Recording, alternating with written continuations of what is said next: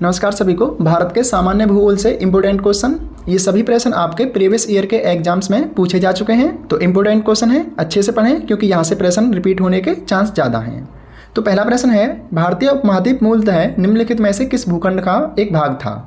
Indian subcontinent was originally a part of which of the following land masses? The right answer is option C, Gondwana land. आपको बता दें कि शुरुआत में ये सारे महाद्वीप एक साथ जुड़े हुए थे, इन्हें पेंजिया कहा जाता था। भूमध्य रेखा से ऊपर के महाद्वीपीय भाग को लॉरेंसिया अथवा अंगारा लैंड कहा जाता था और भूमध्य रेखा से नीचे की लैंड को गोंडवाना लैंड कहा जाता था और जितना भी समुद्र था उसको पैंथालसा कहा जाता था। इन चारों वर्ड को आप याद रखिए।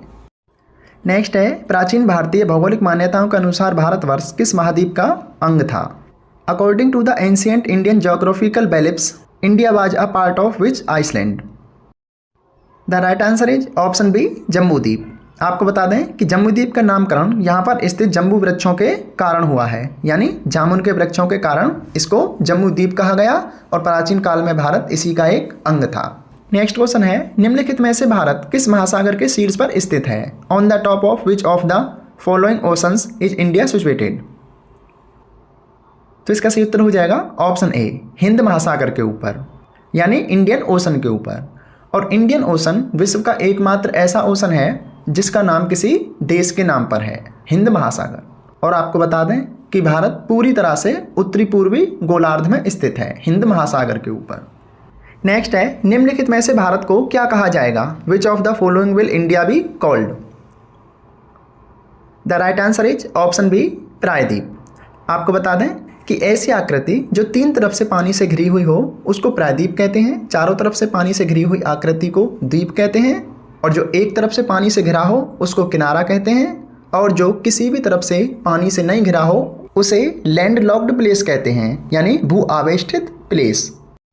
नेक्स्ट है, कर्क रेखा यानी ट्रॉपिक ऑफ कैंसर भारत में कितने स्टेट अथवा राज्य से होकर गुजरती है? आंसर दीजिए। तो इसका सही उत्तर हो जाएगा ऑप्शन बी, कर्क रेखा भारत में कुल 8 राज्यों से होकर गुजरती है।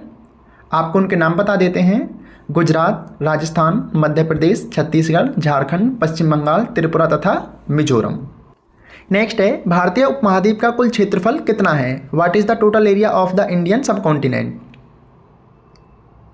तो इसका सही उत्तर हो जाएगा ऑप्शन बी, भारत का कुल क्षेत्रफल 32,87,263 वर्ग किलोमीटर है, जो कि विश्व की कुल भूमि का 2.42% है।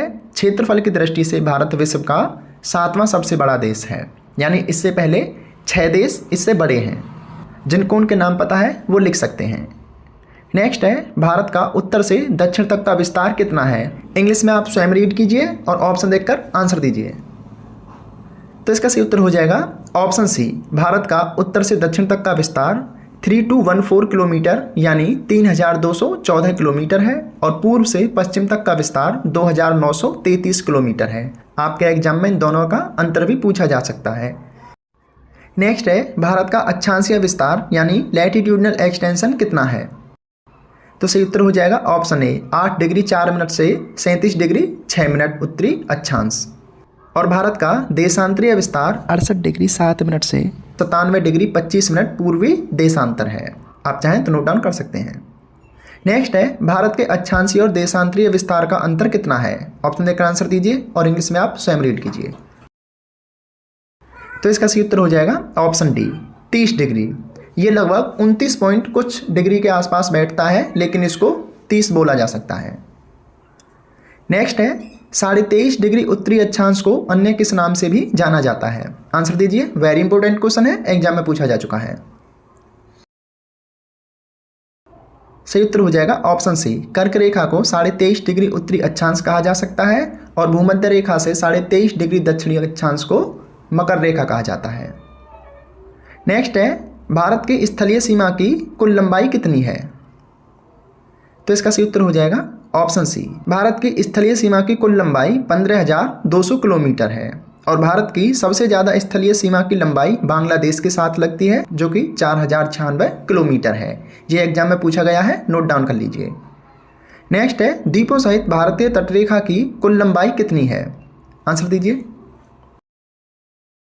तो इसका सही उत्तर हो जाएगा ऑप्शन बी 7516.6 किलोमीटर। नेक्स्ट है, भारत में सबसे लंबी तटीय रेखा वाला राज्य कौन सा है? Very important question. तो इसका सही उत्तर हो जाएगा ऑप्शन ए गुजरात, जिसकी 1214.7 किलोमीटर तटीय रेखा है।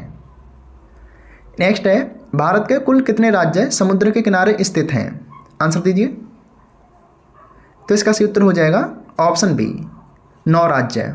9 के आपको नाम बता देते हैं, गुजरात, महाराष्ट्र, गोवा, केरल, तमिलनाडु, कर्नाटक, आंध्र प्रदेश, उड़ीसा और पश्चिम बंगाल। ये सभी तटीय राज्य हैं। नेक्स्ट है, भारत की प्रादेशिक जल सीमा समुद्री तट से कितने समुद्री मील दूर तक है? तो इसका सही उत्तर हो जाएगा ऑप्शन ए 12 नॉटिकल मील तक। नेक्स्ट है, किस भारतीय राज्य की सीमा सर्वाधिक राज्यों को स्पर्श करती है? आंसर दीजिए। तो इसका सही उत्तर हो जाएगा ऑप्शन बी उत्तर प्रदेश की, जो कि 8 राज्यों और एक केंद्र शासित प्रदेश से लगती है। आप चाहें तो नोट डाउन कर सकते हैं। नेक्स्ट है, भारतीय मानक समय निम्नलिखित में से किस पर आधारित है? आंसर दीजिए। इंपॉर्टेंट क्वेश्चन है, कई बार एग्जाम में आया है। 82.5 डिग्री पूर्वी देशांतर को भारत का मानक समय कहा जाता है और यह समय रेखा इलाहाबाद में नैनी के पास से होकर गुजरती है और यह 5 राज्यों से होकर गुजरती है। नेक्स्ट है, इंडियन स्टैंडर्ड टाइम और ग्रीनविच मीन टाइम के बीच कितना अंतर है? तो इसका सही उत्तर हो जाएगा ऑप्शन सी 5.5 घंटे का। 0 डिग्री देशांतर को ही ग्रीनविच मीन टाइम कहा जाता है और 82.5 डिग्री पूर्वी देशांतर को भारतीय मानक समय रेखा कहा जाता है। नेक्स्ट है, कोरोमंडल समुद्री तट किस राज्य में अवस्थित है? आंसर दीजिए। तो इसका सही उत्तर हो जाएगा ऑप्शन बी महाराष्ट्र में। नेक्स्ट है, भारत के पश्चिमी तटीय उत्तरी भारत के मैदान को अन्य किस नाम से भी जाना जाता है? तो सही उत्तर हो जाएगा ऑप्शन ए कोंकण तट। तो ये आपके भारत भूगोल के कुछ इंपॉर्टेंट क्वेश्चन थे। आपको ये भारत भूगोल की एक पूरी सीरीज प्रोवाइड कराई जाएगी जो आपके एग्जाम की तैयारी के लिए काफ़ी बेनिफिशियल होगी। तो आने वाले नोट्स और वीडियो के लिए हमसे आप जुड़ जाइए। हमारे यूट्यूब चैनल शिक्षा मेरी दोस्त को जरूर सब्सक्राइब कर लीजिए, पेज को फॉलो कर लीजिए ताकि आने वाले नोट्स और वीडियो आप लगातार जरूर पहुँचते रहें। और किसी नोट्स PDF फाइल की आवश्यकता है तो बता दीजिए, हम आपको टेलीग्राम पर या व्हाट्सएप ग्रुप प्रोवाइड करा देंगे। धन्यवाद, पढ़ते रहिए, अच्छी तैयारी कीजिए।